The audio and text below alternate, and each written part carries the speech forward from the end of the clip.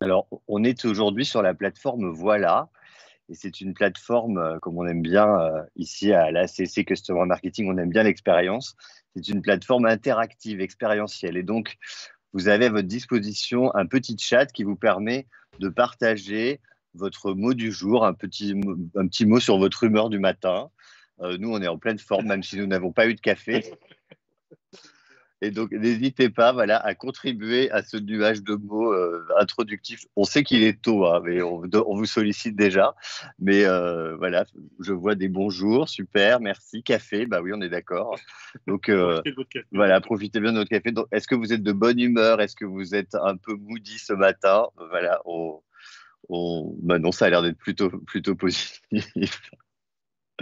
C'est assez sympa en tout cas. Et voilà, on a quelqu'un qui est en forme en un seul mot. Et ça fait plaisir.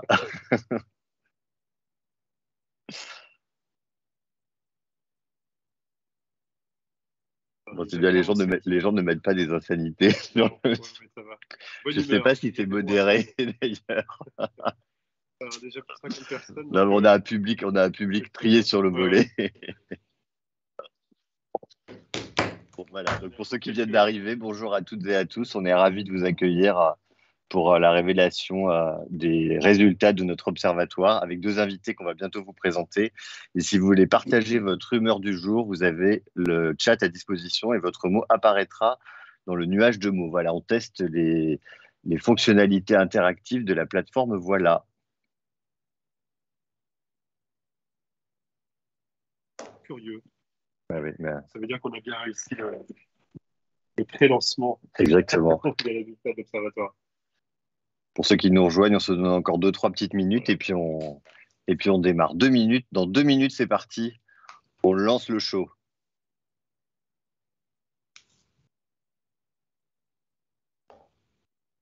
Impatiente. Bon, on va essayer d'être à la hauteur. Ouais, ça met la pression.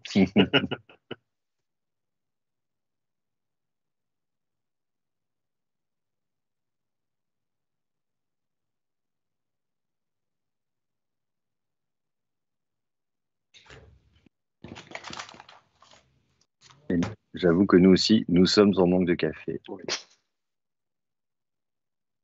Et la régie nous fait des grands signes. Excellent. Car On oui, pourra les déguster pendant non. Mais vous avez vu, pendant la séance. nous avons toute une mise en scène quand même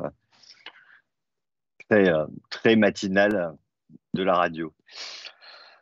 Euh, eh bien, nous, Nous, notre elle est humeur, on excellente. est excellent, on est en pleine forme. On est en très grande forme. On est très heureux et très fiers de partager ce travail collectif de la ACC Customer Marketing que on représente aujourd'hui tous les deux. Donc, on peut déjà commencer par se présenter et puis après, on vous en dira un peu plus sur le programme de cette petite heure qu'on va passer ensemble. Euh, donc, je suis Olivier Vigneault, je dirige une agence qui s'appelle Beautiful Six et surtout aujourd'hui, je suis là au titre en tant que président de la ACC Customer Marketing. Et bonjour à tous, moi je m'appelle Rémi Garnier, je suis directeur général de l'agence Razorfish France qui est membre de la délégation Customer Marketing. Je suis très heureux d'accompagner Olivier pour la présentation des résultats qu'on a fait autour de cet observatoire avec toute l'équipe de la délégation qui a œuvré depuis plusieurs semaines pour vous préparer ce webinaire. Donc, notre sujet du jour, et vous allez voir, on a deux invités exceptionnels, et c'est la réponse, en tout cas, des éléments de réponse, évidemment, on ne va pas tout couvrir, mais à la question cruciale de la désirabilité et la responsabilité conjuguée de la relation client. On sait que le sujet de la RSE, et voilà, il nous concerne tous et concerne toutes les entreprises, et je suis sûr que tous les gens connectés ont ça parfaitement en tête. Et donc, on s'est posé la question du lien entre cette problématique sociétale et la relation client. Et donc, c'est la raison pour laquelle, donc là, vous avez un petit aperçu de toutes les agences. Donc, coucou à tous nos amis de la ACC Customer Marketing. Je suis sûr qu'il y en a plein qui sont connectés ce matin. On s'est posé cette question parce que notre métier, c'est évidemment de travailler sur des stratégies de transformation marketing centrées sur le client et la relation. Donc, ce sujet nous tient à cœur. Et c'est la raison pour laquelle on a mené un observatoire avec Opinionway pour réfléchir à l'impact environnemental et sociétal des pratiques relationnelles des marques. En fait, on se pose plein de questions. Hein. Est-ce qu'on pourrait faire évoluer les comportements d'achat vers une attitude plus vertueuse? Est-ce que les Français sont prêts aussi à faire des efforts de leur côté? On va voir qu'on a des résultats assez étonnants d'ailleurs en la matière, et ça fait beaucoup débat avec nos invités. Est-ce que les marques vont devoir adopter aussi des comportements un peu différents? C'est tous ces sujets qu'on se propose d'aborder avec vous maintenant. Et là, donc, il est temps de vous présenter nos deux intervenants, Bénédicte et Stéphane. Qui ont accepté, donc merci à tous les deux d'être là et de vous être connectés ce matin, qui ont accepté d'être nos grands témoins de l'étude. Donc je vais laisser la parole à Bénédicte. Bénédicte, bonjour. Est-ce que Bonjour tu à nous tous. entends bien? Oui, oui, très Alors, bien. Je vous entends Bénédicte, qui es-tu, Bénédicte? J'ai mis la slide avec Chronodrive pour que parfaitement. Oui, tu puisses nous alors, expliquer. tout à fait. Donc, Bénédicte en charge du sujet passionnant qui est la RSE, le développement durable, mais aussi de la diversité et aussi de la com interne et de la marque employeur chez Chrono depuis une petite année. Chronodrive, pour ceux qui ne connaîtraient pas bien, c'est le pionnier du drive et on a démarré en 2004. Essentiellement dans le Nord au départ, et on est réparti aujourd'hui un peu partout en France sur 55 magasins, et on a un peu plus de 3500 collaborateurs répartis sur tous les sites, le siège étant basé à Croix, dans le Nord. Et juste après, l'engagement et la promesse, en tout cas client que l'on propose, c'est de faire gagner du bon temps à nos clients. Et par effet miroir à nos collaborateurs aussi. En tout cas, c'est ce sur quoi on va aussi travailler cette année. Et pour travailler cette promesse de gagner du bon temps, on met en place pas mal de propositions et de solutions. Les courses prêtes en 30 minutes, par exemple, livrées dans le coffre en 5. Ce qui est un vrai point de différenciation par rapport à nos concurrents. Et puis aussi d'avoir des courses complètes sur les quais, de pouvoir rajouter au dernier moment des éléments qu'on aurait pu oublier en faisant ses courses dans son canapé. L'échange de produits directement sur quai aussi.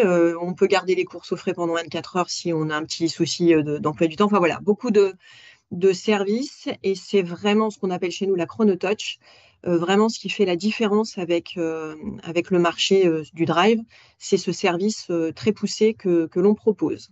Voilà pour Chrono. Merci beaucoup. Et maintenant, un petit mot de Stéphane. Électrodépôt. Alors, qu'est-ce que c'est qu'électrodépôt pour ceux qui ne connaîtraient pas, parce que les Parisiens, je crois, connaissent pas tous très bien. C'est vrai qu'on est moins connu sur Paris et qu'on nous pose souvent la question de savoir si on vend des perceuses ou du parpaing. Donc, nous ne sommes pas Brico-Dépôt. Électrodépôt fait partie du groupe United Bee qui regroupe des enseignes que vous connaissez mieux comme Boulanger, par exemple.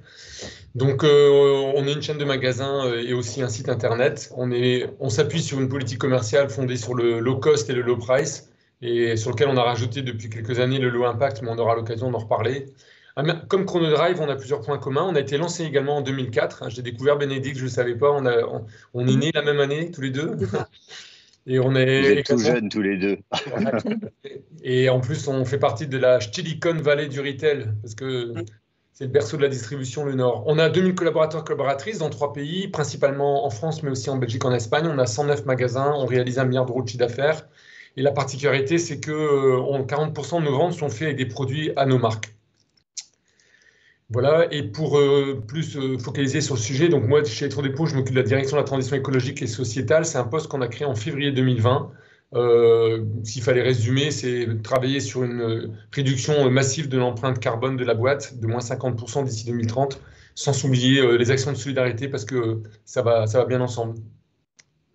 Merci beaucoup. Alors, rentrons dans le vif du sujet. Petit moment important et petit clin d'œil à Opinionway qui a travaillé avec nous. Je ne sais pas si Mariadec et vos équipes, vous êtes là ce matin.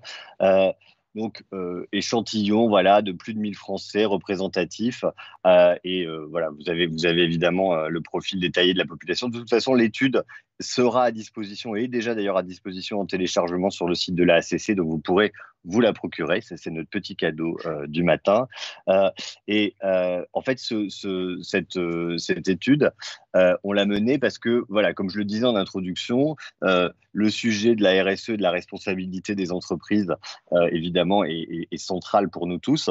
Et alors là, on a volé une autre slide d'Opinionway qui vient d'une étude récente Donc, merci encore à Opinionway, qui, je trouve, pose bien le sujet, parce qu'ils ils ont demandé aux Français si une société plus sobre énergétiquement en France serait compatible avec l'idée que vous vous faites du bien-être. C'est quand même une vraie question, parce que est-ce qu'il faut souffrir est-ce qu'il faut que la relation soit dégradée pour être responsable, sobre? Et étonnamment, en fait, enfin en tout cas c'est très positif, 79% des Français disent bah oui, finalement on doit pouvoir être plus sobre énergétiquement et procurer du bien-être. Donc ça veut dire que en fait il y a une grande responsabilité des entreprises quand même, parce qu'il va falloir être à la hauteur de cette attente. Par ailleurs, on voit que c'est un phénomène complètement mondial, c'est-à-dire que partout dans le monde, voilà, on a récolté pas mal de chiffres. Je ne vais pas rentrer dans les détails, mais vous voyez, à part l'Inde est un peu en retrait, mais sinon globalement, les pays occidentaux, en tout cas en majorité, sont tous très favorables en fait avec cette idée, évidemment. Mais vous allez voir, ce qui est intéressant, c'est qu'il y a un décalage un peu entre le déclaratif et puis quand il s'agit de passer à l'acte. C'est ça tout notre sujet finalement en tant qu'agence et en tant que marque. Comment on fait pour accompagner un désir des gens en le traduisant de façon beaucoup plus tangible dans les faits et dans la relation. Alors, on a envie de vous poser une petite question déjà introductive pour prendre à nouveau l'humeur et puis à nouveau pour profiter des fonctionnalités de cette magnifique plateforme. Voilà. Est-ce que vous considérez que vos pratiques RSE en matière de relations clients sont aujourd'hui un sujet assez peu avancé ou beaucoup plus? Donc, on a mis le sondage à l'antenne. Vous avez 20 secondes et on voudrait savoir si finalement dans vos entreprises ou même vis-à-vis de vos clients, hein, parce que pour les gens d'agence c'est pareil, est-ce que ce sont des sujets qui dans le relationnel sont pris en compte ou finalement pas tant que ça? Alors, bah, c'est marrant. Ah oui. Ok, donc il y a encore du travail. Je ne sais pas si on est totalement représentatif. Ah, j'ai perdu les résultats. Bon, en gros, manifestement, je ne sais pas si on peut afficher les résultats. Voilà, on les affiche et bah, finalement quand même. Peu avancé. Donc une majorité d'entre vous se déclarent peu avancé en matière de prise en compte des enjeux RSE dans le marketing relationnel. Bah, on va rentrer dans le vif. Bah oui, vous êtes honnête et ça c'est sympa. Et ça veut dire peut-être que ce webinaire va vous apprendre des choses. En tout cas, on l'espère, mais ça va mettre le doigt sur effectivement un certain nombre de sujets qu'on a classés en fait en trois grands volets.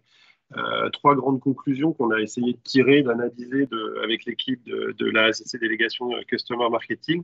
La première de ces conclusions, elle est autour de finalement le fait clair désormais, et de ce qu'on voit dans les résultats, que les enjeux RSE doivent être totalement intégrés dans la relation que vont avoir les marques avec leurs clients. Donc aujourd'hui, c'est clair, le marketing relationnel doit intégrer ces enjeux. Alors le premier chiffre qui est hyper intéressant à ce titre, c'est que aujourd'hui, 74% des Français sont prêts à favoriser une marque qui présente un site ou un écosystème dont les pratiques digitales sont labellisées moindre impact carbone. Donc, l'éco-conception web, aujourd'hui, va être un facteur de différenciation et de préférence pour les marques. C'est quand même extrêmement important de le découvrir. On a déjà évidemment certains exemples qui le montrent. Certains d'entre vous peut-être d'ailleurs réfléchissent à ces sujets. Mais par exemple ici, EDF, sur une de ses marques, a mis en avant de manière très claire et très visible la notation de son index en matière d'empreinte carbone de son site. Donc ça, c'est très, comment dirais-je, intéressant à savoir et significatif. Voilà. Désormais, on ne peut plus faire l'économie, j'allais dire, d'avoir conscience de l'impact de son écosystème digital. Le deuxième volet en matière comment dirais-je, d'empreinte de son digital dans la relation, c'est en matière de contenu, et notamment de contenu en ligne. Ce qu'on a observé ici, c'est que 81% des Français sont favorables à la suppression régulière des anciens contenus en ligne sur les réseaux sociaux. Donc, c'est évidemment une requête qu'ils formulent auprès des marques qu'ils consomment. C'est probablement aussi quelque chose qui devrait s'appliquer ou qu'ils s'appliqueront. Mais très clairement, on a tous désormais conscience que la massification des contenus, leur péremption aussi, c'est quelque chose sur lequel finalement on peut agir pour le bien-être de la planète.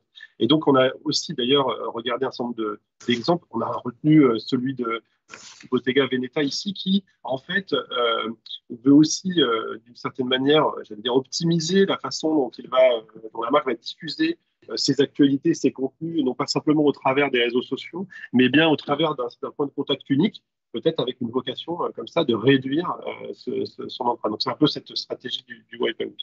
Donc à ce moment-là de l'étude, ce qu'on se dit, c'est qu'on entre très clairement dans une ère du green acting, c'est-à-dire que les marques vont devoir montrer clairement les choses, agir, évidemment, elles le font déjà, mais clairement le montrer pour que ça puisse être précisément un point de distinction pour que les consommateurs se mettent en capacité à choisir l'une ou l'autre de ces marques. Donc, Bénédicte, Stéphane, enfin, l'un ou l'autre, Bénédicte peut-être pour commencer, qu'est-ce que ça vous fait, à quoi ça vous fait penser, notamment par rapport à ce que vous vivez au quotidien? La première chose, c'est que je rejoins un petit peu l'ensemble des participants et qui estiment que les entreprises, en tout cas, ou leurs entreprises, ne sont pas toujours très avancées. Chez Chrono, globalement, moi j'ai été recrutée il y a 1 an. Ça ne veut pas dire qu'il n'y avait rien qui était fait avant, loin de là, puisqu'il y avait beaucoup d'éléments déjà travaillés sur l'offre ou sur d'autres sujets. Maintenant, là, depuis 1 an, l'idée, c'est de vraiment reposer les choses, de mettre en place une stratégie pour une trajectoire qui soit en phase avec aussi les attentes clients, même si elles sont un petit peu, je dis toujours, schizophrènes, dans la mesure où, OK, on veut agir, mais on n'a pas forcément envie de forcément toucher à son confort de vie ou à ses habitudes, hein, puisqu'il y a aussi une grosse notion d'habitude qui est à travailler auprès des clients et des consommateurs de manière générale, et puis à l'interne aussi. Donc, il y a cette partie schizophrène. Donc, là, l'idée, c'est de poser les choses, de bien écouter les attentes aussi et de faire des actions et d'agir auprès de nos clients pour répondre au mieux à leurs attentes sur le sujet. Donc, on est dans l'alimentaire, donc forcément, ça va plutôt être de travailler sur une offre plus respectueuse, qui va travailler sur le vivant, qui va aussi permettre de travailler sur une notion de local, avec des producteurs locaux, enfin sur la saisonnalité. Enfin voilà, il y a tout un sujet là-dessus. Mais en tout cas, le maître mot que j'ai moi sur ce sujet-là, sur le green acting, c'est qu'il ne faudra pas dire avant d'avoir fait. Donc, il faut agir, faire, et ensuite on dira. Parce que sinon, c'est un petit peu risqué et très touchy. On va vite tomber dans du greenwashing en disant, voilà, on va faire ça. Et typiquement, sur la notion digitale, on a fait notre premier bilan carbone, donc pour dire qu'on n'est pas en retard, mais on n'est pas non plus super en avance sur des boîtes qui ont déjà fait 4 ou 5 bilans carbone. Nous, c'est notre premier, donc on sait maintenant sur quel pilier on doit agir, même si on le pressentait. Et du coup, sur tout ce qui est labellisation, travail de fond, on est une boîte qui n'est que digitale, donc forcément, quand on parle sur la donnée, sur des sites qui sont plutôt réfléchis en ce sens, c'est pas à dire que ça l'était pas. Maintenant, l'idée, c'est que ça ne le soit plus conçu sans y avoir réfléchi. Donc moi, mon job, il est là aussi aujourd'hui. Donc pour l'instant, on est, je peux pas vous dire, mais on est super, on est labellisé, on a de quoi dire. Notre site, il est au top du top, il est RG2A, etc. C'est pas le cas. On y travaille. Avec les équipes IT, c'est un vrai sujet et on a un patron de l'IT qui est très mobilisé sur le sujet, qui a d'ailleurs fait faire il y a 15 jours la fresque du numérique à toute son équipe pour aller vraiment vers une vraie sensibilisation. Donc, il y a des choses à faire, mais on ne pourra dire que si on a fait. Et le chemin est encore un petit peu long et 2023 devrait être cette année de changement forte. Stéphane, ça évoque quoi pour toi du coup, à la fois ces résultats et ce que dit Bénédicte? Écoute, je suis complètement aligné sur l'expression qu'a utilisée Bénédicte. J'ai une formule que j'utilise assez souvent. Il faut absolument qu'on privilégie les annonces de faits plutôt que les effets d'annonce. Ça, c'est vraiment une philosophie qui nous anime, parce qu'effectivement, un des plus grands risques pour les marques et pour les communicants de manière générale, c'est de se précipiter sur les déclarations d'intention, sur les actes de foi Alors oui, mais l'idéal, c'est de pouvoir s'appuyer d'abord sur des choses extrêmement précises et chiffrées. Donc on a parlé de bilan carbone. Alors, juste en introduction, hein, je ne voudrais vraiment pas donner l'impression de donner des leçons sur ce qu'il faut faire parce que on est dans une position vraiment très très humble. Je pense aussi bien Bénédicte que moi. C'est plutôt un témoignage qu'on partage aujourd'hui avec vos auditeurs et vous raconter les difficultés qu'on rencontre et ce qu'on essaie de mettre en place, mais surtout pas des donneurs de leçons. Pour le cas d'Electrodépôt, effectivement, on a fait un bilan carbone. C'est 1 882 000 tonnes de CO2. On a une trajectoire qui vise à réduire de 50% d'ici 2030, une trajectoire qui est validée par un organisme international. Donc tout ça, il faut rapporter, vous voyez, des faits, des preuves, des chiffres. Je vous donne un exemple pour illustrer le propos. On a pris une décision de supprimer tous les emballages plastiques des emballages de nos marques propres, les marques qui nous appartiennent, d'ici 2025. Par contre, on sait qu'on n'a pas encore la solution sur le polystyrène pour les très très gros produits. Quand on communique là-dessus, on communique sur l'intégralité, à savoir, ça sera zéro plastique, sauf que, mesdames, messieurs, on cherche encore les solutions sur le polystyrène, on ne les a pas trouvées, donc là-dessus, on ne peut pas prendre l'engagement pour 2025. On remonte les manches pour trouver des solutions, mais voilà, la notion de transparence aussi, il me semble-t-il, va être très très importante. Donc c'est passer aux actes, et dans le discours, c'est d'être le plus transparent et le plus authentique possible. Ça me permet de rebondir, Olivier, sur une question de Mathieu Boucher. J'espère que je prononce bien votre nom. Donc, effectivement, c'est ce que tu dis, Stéphane, sur la transparence. En effet, probablement, les résultats nous montrent que les gens vont se polariser par rapport à la dimension, à l'intégration de ces problématiques de co-conception ou de gestion des contenus ou d'empreinte carbone de manière générale. C'est pas forcément le fait de l'utiliser comme un levier marketing de prime abord, mais plutôt comme un élément de transparence vis-à-vis des efforts qui sont faits pour que les consommateurs choisissent de manière éclairée. Et donc, c'est probablement une façon de répondre à votre question, Mathieu. Voilà, c'est plutôt l'idée de transparence et de pouvoir permettre aux consommateurs de se polariser sur une marque ou une autre, plutôt que effectivement de penser comme un levier marketing, puisque là, ça deviendrait plutôt du greenwashing que du greenacting. Alors, on continue, on voit qu'on est dans cette attente manifeste. Et ce qui nous a frappé dans l'étude, et vous allez voir qu'il y a des chiffres après qui peuvent être interprétés d'ailleurs de multiples manières, mais c'est toute la richesse de ce qu'on a mené à travers cet observatoire. On constate que les Français ne sont pas totalement prêts à changer toutes leurs habitudes. C'est-à-dire qu'ils ont l'air très d'accord avec une approche relationnelle plus sobre. Et ça, voilà, globalement, quand même, toutes les générations convergent vers cette idée que tout ça est vertueux. Mais quand on commence à leur poser des questions un peu plus précises, et donc, vous vous souvenez, cette fameuse introduction sur voilà, tout ça doit être compatible avec du bien-être. Mais donc, justement, quand on touche au bien-être, là, ça devient un petit peu plus délicat. Et le bien-être, c'est déjà l'argent qu'on a, tout simplement. Donc, on pourrait rentrer dans ce débat, mais bon.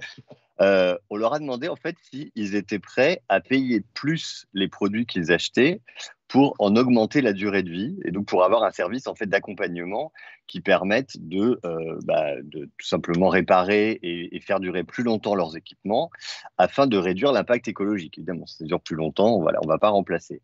Et là, en fait, il y a quand même 57% des Français qui nous disent « Non, moi, je ne suis pas prêt à payer plus pour augmenter la durée de vie de mes équipements. » Donc, alors, on va en débattre parce qu'on a, en préparant, peut-être déjà tu veux réagir tout de suite, Stéphane, parce que, en fait, moi, je trouve que 57%, c'est beaucoup. Ça veut dire que quand même, il y a quasiment, voilà,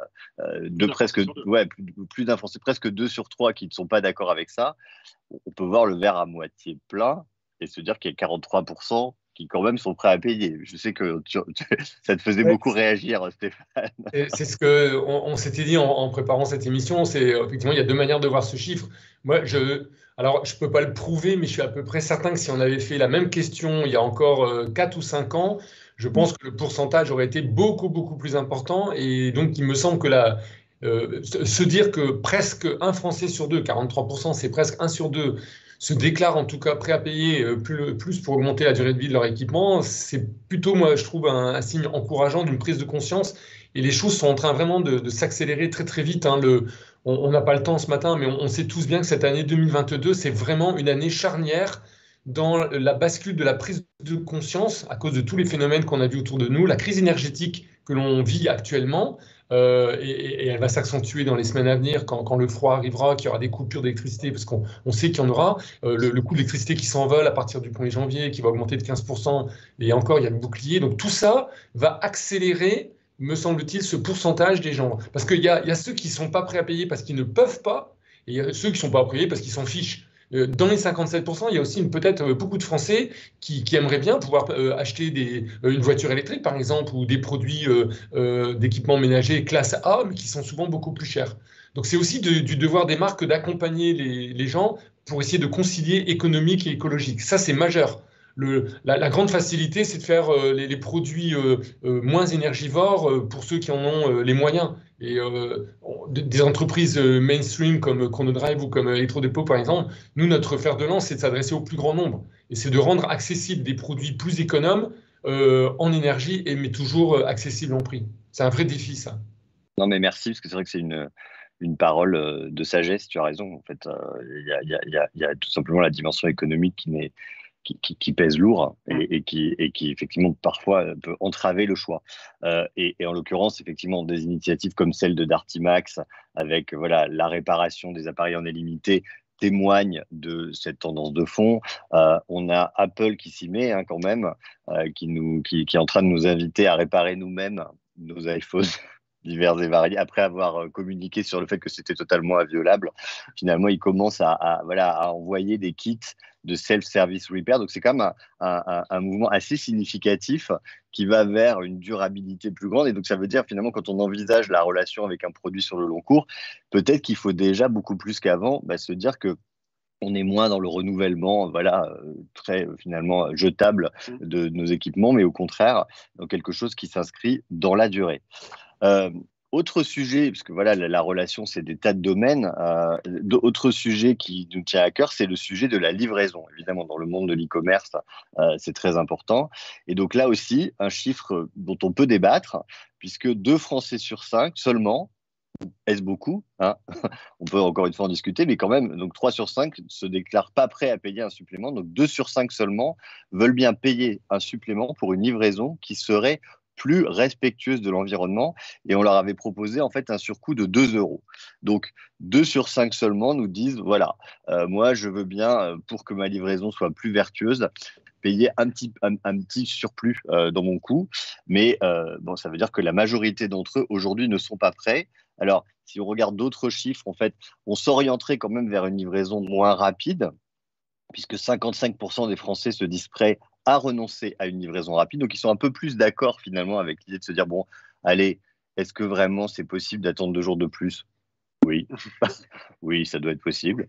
Donc 55% des Français nous disent, bon, ça fait une petite majorité, mais quand même. Alors là, ce qui est assez significatif quand même sur les habitudes et finalement, est-ce que ce sont de mauvaises habitudes? Je ne sais pas, mais en tout cas, sur ce qui s'est établi dans nos usages, c'est qu'il n'y a que 22% d'entre eux qui renonceraient à la livraison à domicile dans un souci écologique. C'est-à-dire que là, quand même, il ne faut pas exagérer. On veut bien que ce soit moins rapide pour la moitié, un peu plus de la moitié d'entre eux, mais s'il s'agissait carrément de renoncer à la livraison à domicile, on n'est pas d'accord. Donc on voudrait quand même continuer à être livré.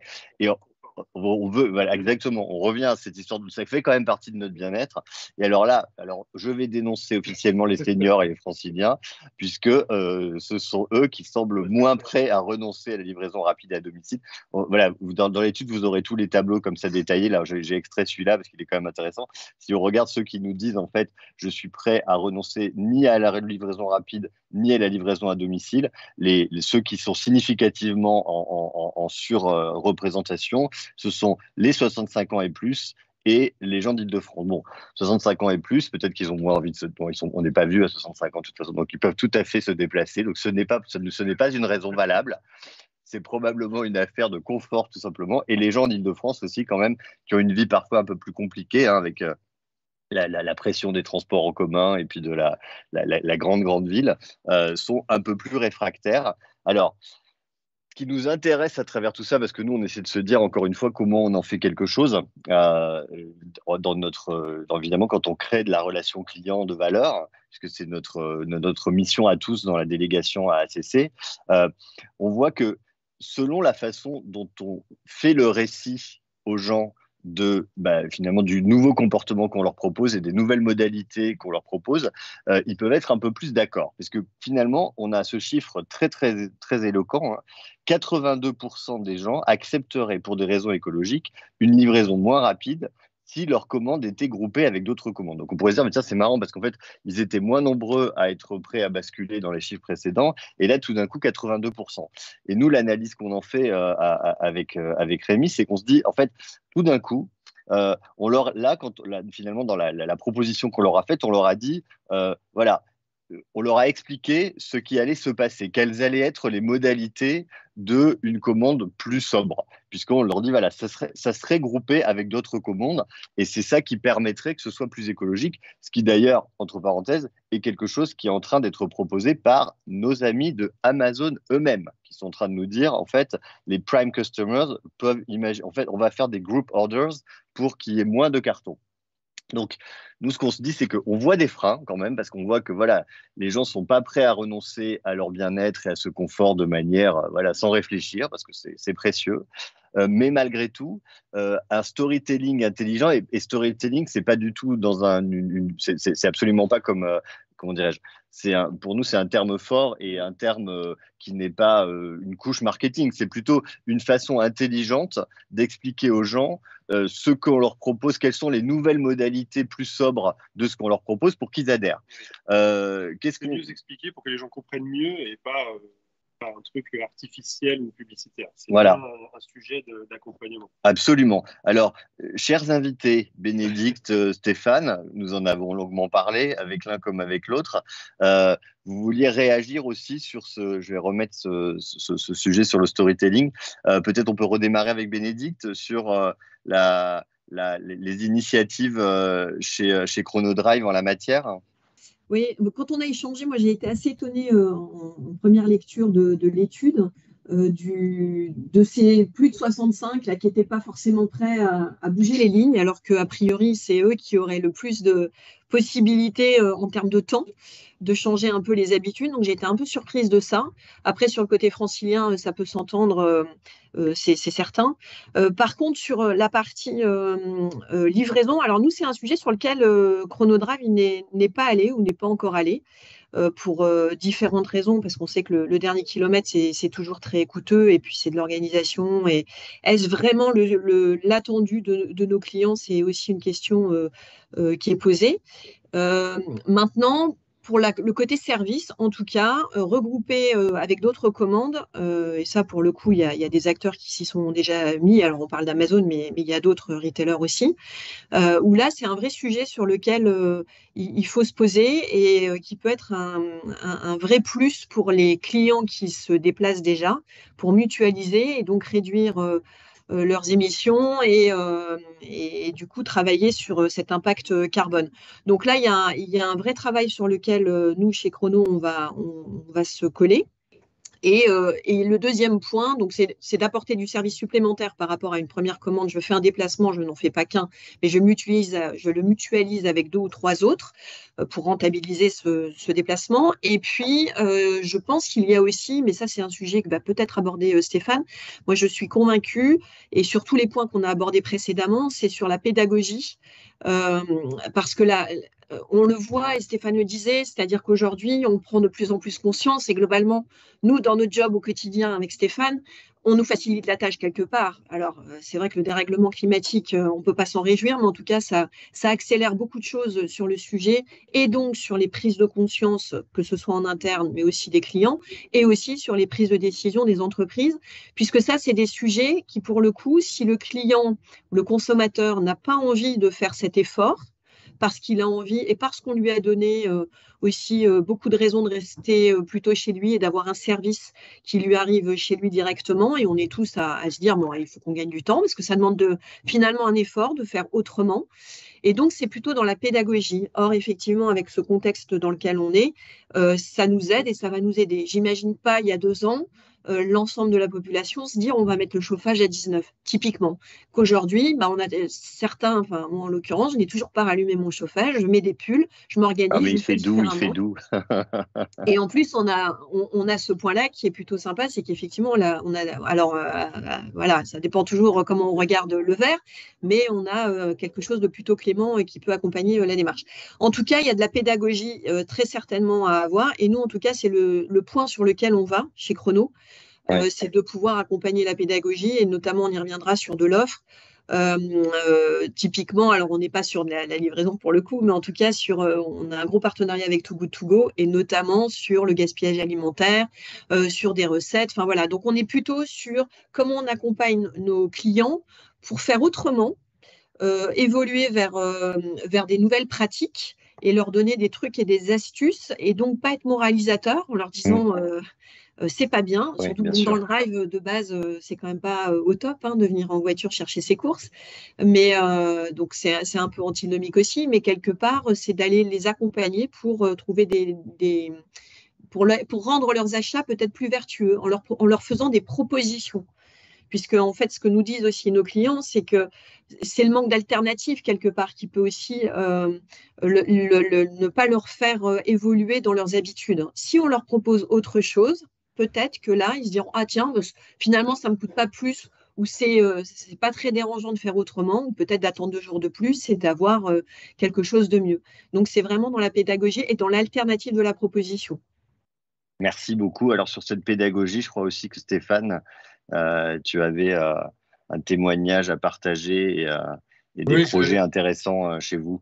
Je souscris pleinement à toutes les thématiques que vient d'évoquer Bénédicte. Les entreprises, dans la distribution, on a une chance extraordinaire, c'est qu'on est en contact avec des millions de clients, des consommateurs, et on est en contact avec des centaines de fournisseurs en amont. Donc on a cet effet de levier magnifique potentiel de pouvoir essayer de faire bouger les choses sur toute la chaîne avec nos fournisseurs et avec nos consommateurs. Si on prend l'exemple de la livraison, en 2023, on est en train de travailler chez Electrodépôt, par exemple, pour éclairer le client sur le choix du livraison en disant si vous livrez en 24 heures avec Chronopost, ça sera autant de CO2. Alors il connaît déjà le prix, mais on va aussi lui mettre son impact CO2. Si vous choisissez un Colissimo en point relais, c'est beaucoup moins impactant, c'est moins cher et en plus c'est moins impactant. Et ainsi de suite. Si vous choisissez une livraison avec un véhicule électrique, c'est encore moins impactant et peut-être que c'est un peu plus cher. Donc on va aussi l'éclairer sur ses choix.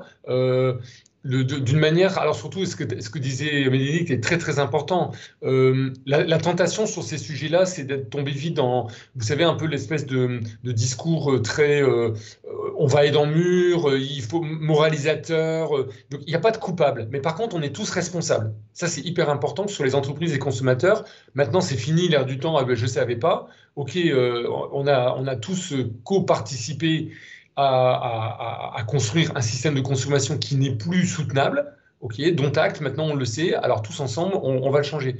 Donc on a vraiment un travail, et comme il y a beaucoup de communicants, j'imagine, ce matin, autour de leurs écrans, vous avez un rôle hyper important d'accompagner les marques et les consommateurs à construire un futur désirable.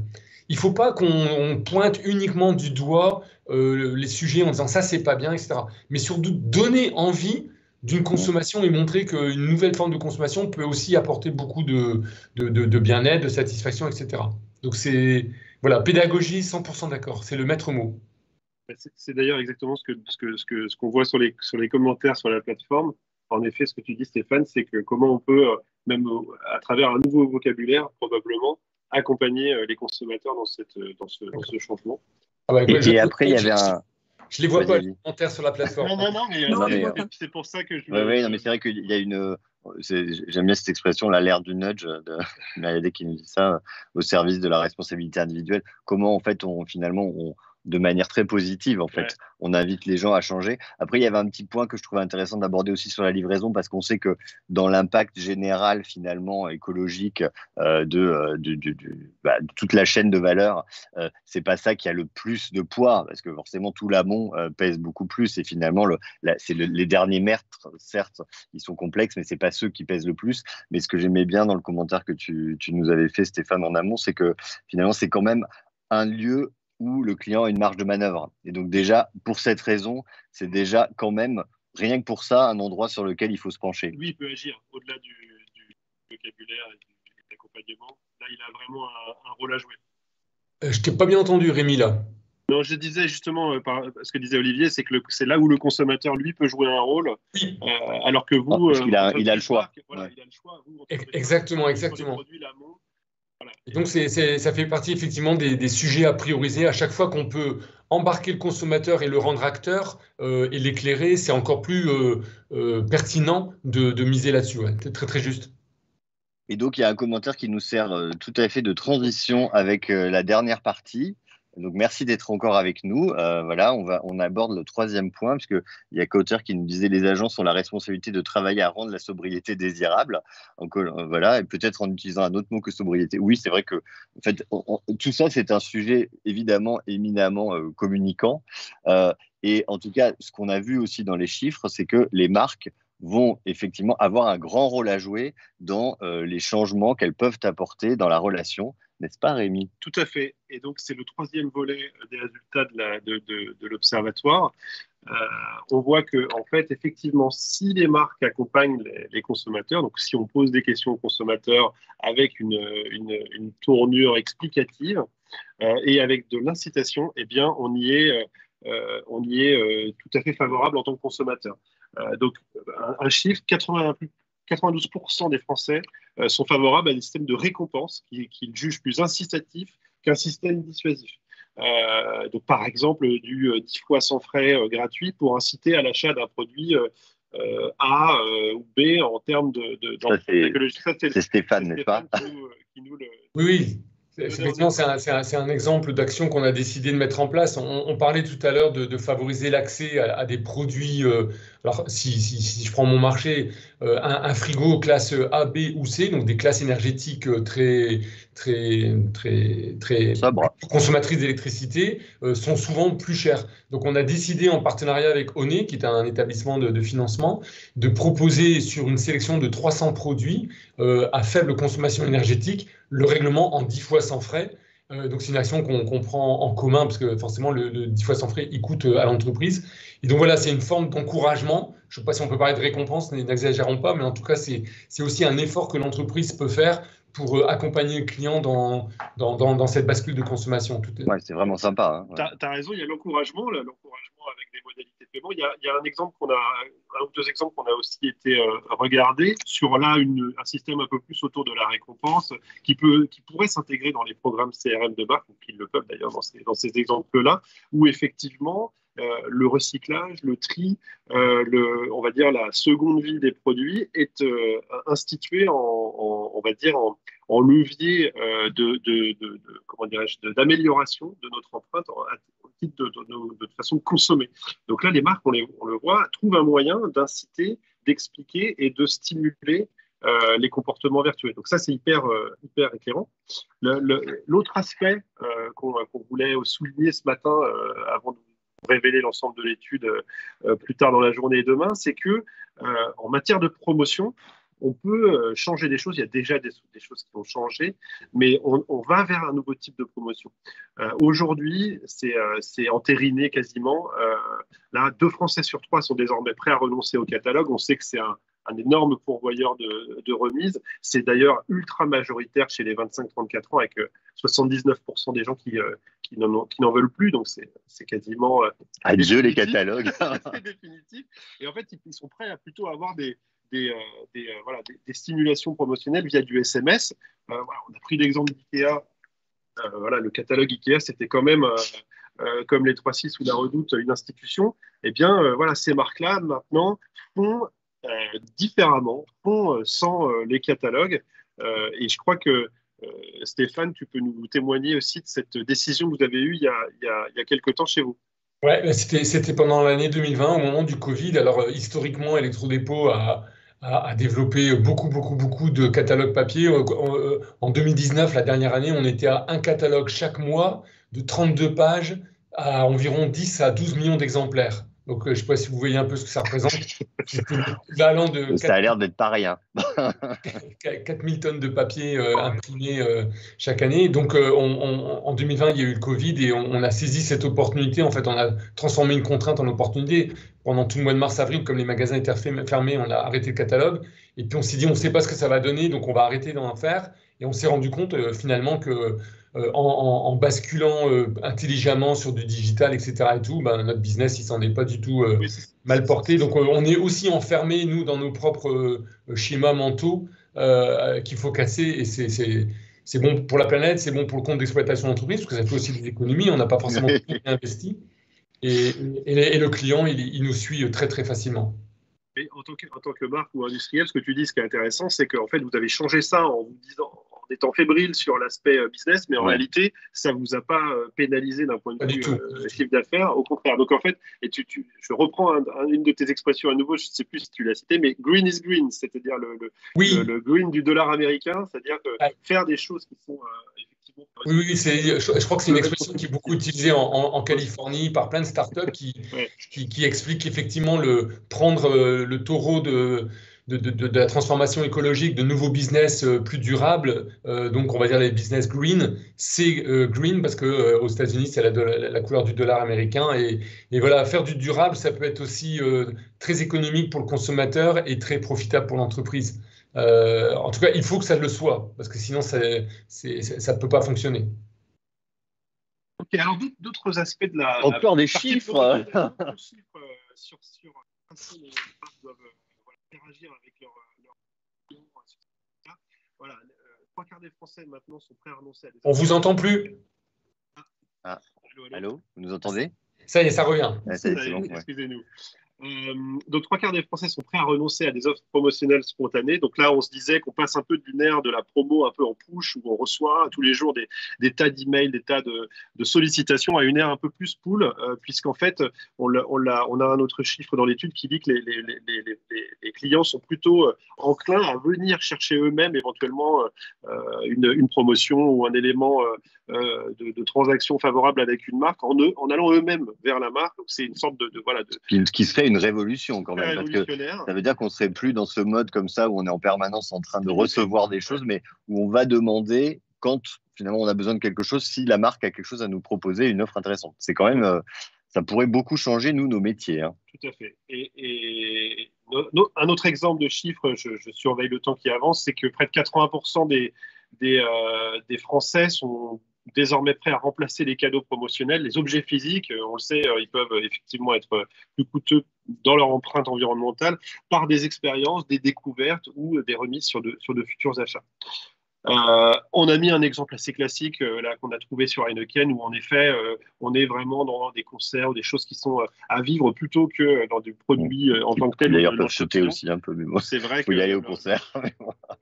Peut être discutable à ce titre, mais en tout cas, voilà, c'est pour illustrer cette idée un peu plus loin et un peu plus, de manière un peu plus proche des enjeux sociétaux. Ce qui nous a aussi un peu marqué pour illustrer ces différents points, c'est des marques qui se mobilisent dans la capacité à aider des ONG ou des causes en faisant transformer, on va dire, les points des gens, des consommateurs dans leur programme relationnel en actions ou en les transformant en financement, en aide, en dons.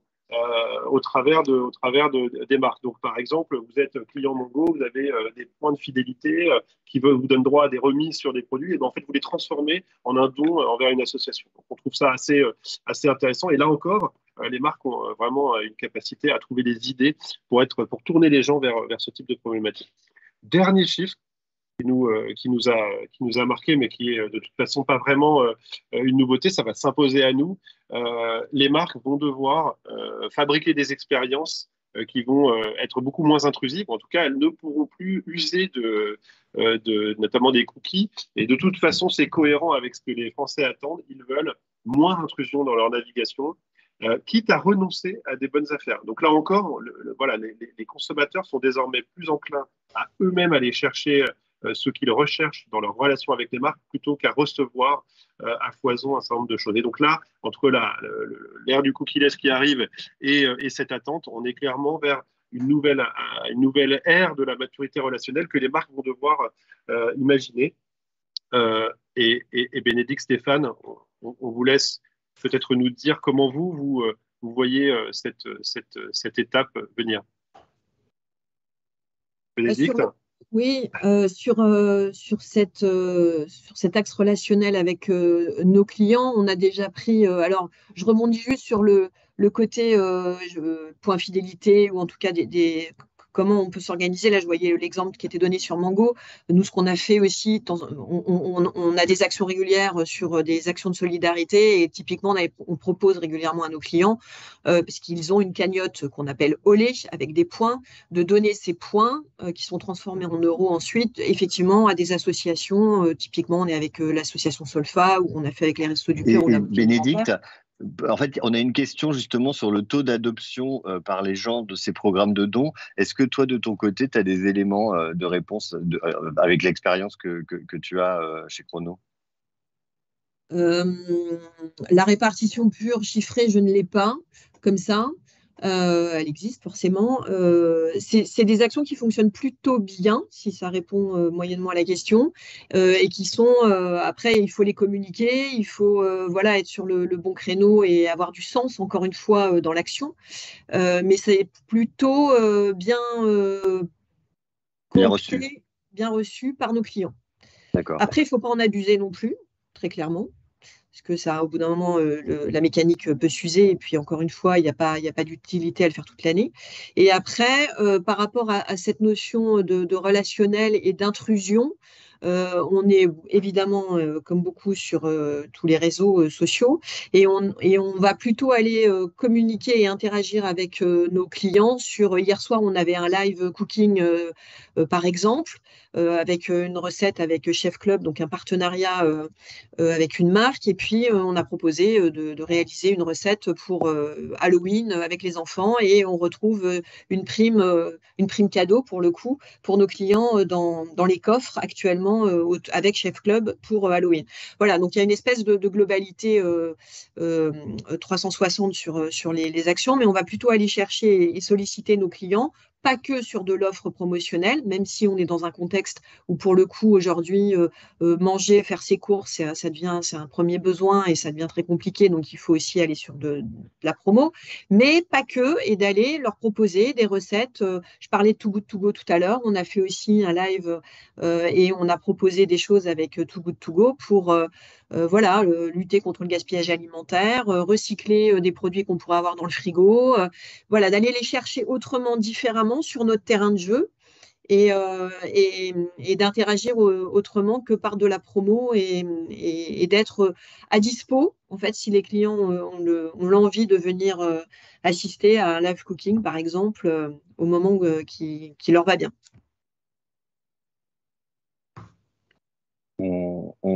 Tu avais une expression intéressante, le mieux manger auquel doit s'ajouter le moins gaspillé. Ah oui, oui, effectivement, nous avons aussi préparé le gaspillage alimentaire, c'est un sujet majeur quand on est dans une société comme Chronodrive, forcément, et c'est énorme ce qui peut être jeté aujourd'hui. Donc forcément, on a beaucoup d'actions en la matière. On a aussi les paniers du jour, de proposer des légumes moins beaux, mais qui restent tout aussi bons, à des prix différents. Et pour le coup, c'est une promo différente, mais intelligente, je trouve.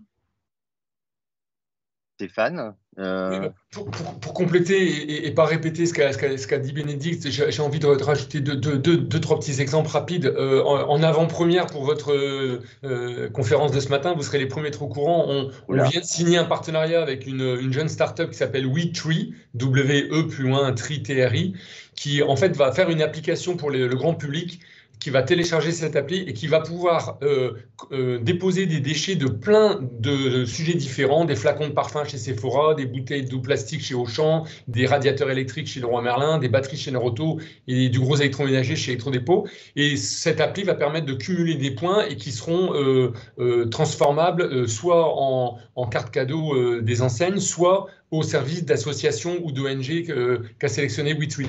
Donc pourquoi cet exemple est intéressant d'être partagé, c'est de plus en plus la maturité relationnelle, elle va aussi passer par la création d'écosystèmes. Et je te donnerai un dernier exemple pour illustrer ça. C'est un projet dont on est très très fier. Chacun de nos magasins en Europe, donc les 109 magasins, parrainent une association locale. Et ça se fait à travers du don de produits, mais aussi du mécénat de collaborateurs. C'est-à-dire que tous les salariés d'Electrodépôt, on est 2000 en Europe, ont la possibilité de passer une journée de leur temps de travail au service d'une ONG. Et vous voyez, on crée comme ça une relation en triptyque entre le consommateur, le collaborateur et le monde associatif qui en a besoin. Et la maturité relationnelle, je terminerai là-dessus pour moi, elle va passer par la création de nouveaux écosystèmes. On doit sortir de notre relation uniquement la marque et le client, la marque et son prospect, enfin les trucs qu'on a appris dans les écoles il y a 20 ans.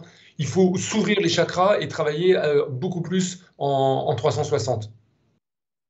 Et justement, en fait, pour peut-être en mot de la fin, l'un comme l'autre, vous nous avez parlé dans la préparation de cette matinée de l'importance de l'expérience collaborateur qui, elle aussi, doit être considérée comme potentiellement aussi désirable que responsable. Alors, est-ce que tu veux nous dire un mot, Stéphane, et puis on laissera Bénédicte conclure. Moi, le maître mot, me semble-t-il, en tout cas, c'est une conviction, c'est la notion d'alignement.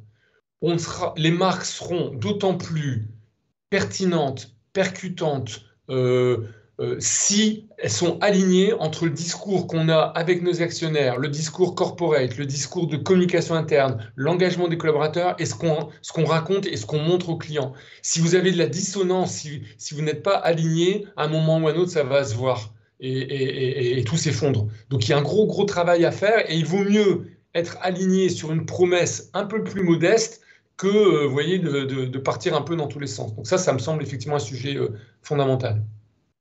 Beau message. Et alors, les collaborateurs qui ont 23 ans chez Chronodrive et qui ont besoin d'être formés, comment ça se passe? Justement, c'est un vrai sujet et il faut embarquer parce qu'on se le dit et on se l'est dit dans l'étude, les jeunes sont plutôt très sensibles à cette thématique et à cette transition écologique. Et en fait, c'est ce que je disais en préambule, ils sont quand même aussi très schizophrènes à vouloir le dernier iPhone qui vient de sortir, mais à quand même avoir des solutions pour la planète. Donc, dans tout ça, il faut aussi les emmener à réfléchir, à voir qu'ils peuvent agir au sein de l'entreprise et comment ils peuvent le faire. Donc là, c'est des embarqués par de la formation, de l'information. Là, moi, je viens de faire 3 semaines sur les semaines du développement durable, avec tous les jours une thématique abordée, avec des quiz, avec des choses qui sont très diverses, très variées, des webinaires, des formations, des jeux concours, enfin voilà, les solliciter sur toutes les thématiques qui animent l'entreprise aujourd'hui, sur la mobilité, sur l'énergie, par exemple, sur le bien-être au travail. Et tout ça, c'est des sujets, leur faire comprendre aussi que tous ces sujets-là, ce ne sont pas que des sujets ou RH, ou de l'offre, ou de l'IT, mais bien dans la transition écologique et la transformation que l'entreprise doit mener et doit apporter. Et que sans eux, on n'y arrivera pas et on ne le fera pas. Parce que globalement, aller communiquer à un client tout ce que peut faire les engagements d'une marque, sans que son collaborateur qui va, je le dis toujours, va livrer dans le coffre du client, n'ait pas conscience et n'ait pas compris ce que la marque est en train de faire, ça ne sert à rien. Le client va poser une question sur le dernier produit très green qu'on aura pu valoriser. S'il n'a pas compris, s'il n'a pas eu l'information que ce produit est nouveau et pourquoi il est bon et mieux pour la planète et pourquoi dans le panier du client, justement, il lui fait baisser son empreinte carbone, si on ne l'a pas formé à ça et que le client pose une question, il va dire il y a dissonance. Il n'y a pas congruence et il n'y a pas alignement du tout. Voilà. Donc, je pense que la formation de nos collaborateurs, c'est essentiel. On en est tous là. Je sais que je vois la fresque du climat derrière Stéphane. Voilà, on a tous fait faire des fresques du climat. Moi, je parlais de la fresque du numérique. Mais il faut vraiment emporter et on a un turnover important puisqu'on est sur des jeunes générations qui sont étudiants, qui sont là pour leurs études, 1 an, 2 ans, sur des petits contrats. Comment on les mobilise, comment on les intéresse. Donc, c'est aussi un enjeu fort en parallèle du client. Et toute action client doit aussi passer, moi je dis toujours la symétrie des attentions, mais il faut absolument aussi partir de nos collaborateurs. Merci Bénédicte. Merci pour ton témoignage. Alors, notre session, notre webinaire touche à sa fin, mais pour le conclure, on avait envie de vous montrer un peu les actions qu'on a pu éventuellement égrener au fil des résultats, au fil de la révélation des résultats, il y a ces 14 actions possibles pour les marques, que les consommateurs peuvent faire. On peut utiliser la plateforme Voilà pour se déclarer en faveur de choisir trois de ces actions. Et on pourra continuer d'ailleurs sur Slack, puisque la plateforme va nous permettre de continuer l'échange, de continuer l'interaction sur ce sujet aujourd'hui ensemble. Donc voilà, donc on va partir de ces propositions et on vous demande de nous donner un peu vos préférences pour ressentir un peu ce que l'audience a en tête. On vous remercie surtout pour avoir été aujourd'hui, ce matin avec nous, à notre écoute, et on vous invite évidemment à consulter l'ensemble de l'étude dans le détail qui sera très prochainement mis en ligne. Voilà. Et on vous souhaite une excellente journée. Voilà, et on espère que ces quelques idées, et on remercie beaucoup nos deux invités d'avoir joué le jeu ce matin. Vraiment, c'était passionnant de vous avoir avec nous tous les deux. Merci à vous. Ces idées-là, parce qu'en fait, on sent que ça devient un incontournable de la relation client.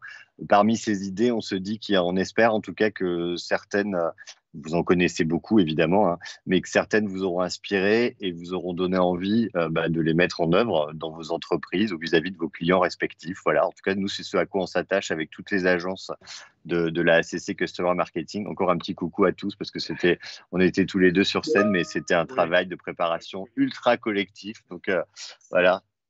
Et les résultats sont sur le site de la ACC, comme le dit Marie Gabrier, qu'on remercie aussi, qui a beaucoup œuvré.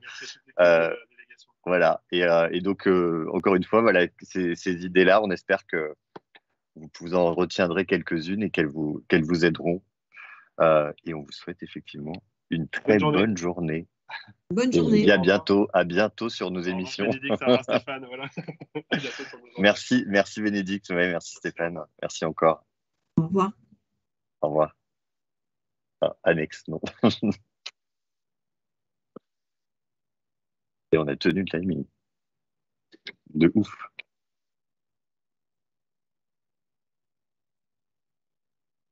On reste à l'antenne. Je encore à l'antenne. Il suffit que je. C'est fini.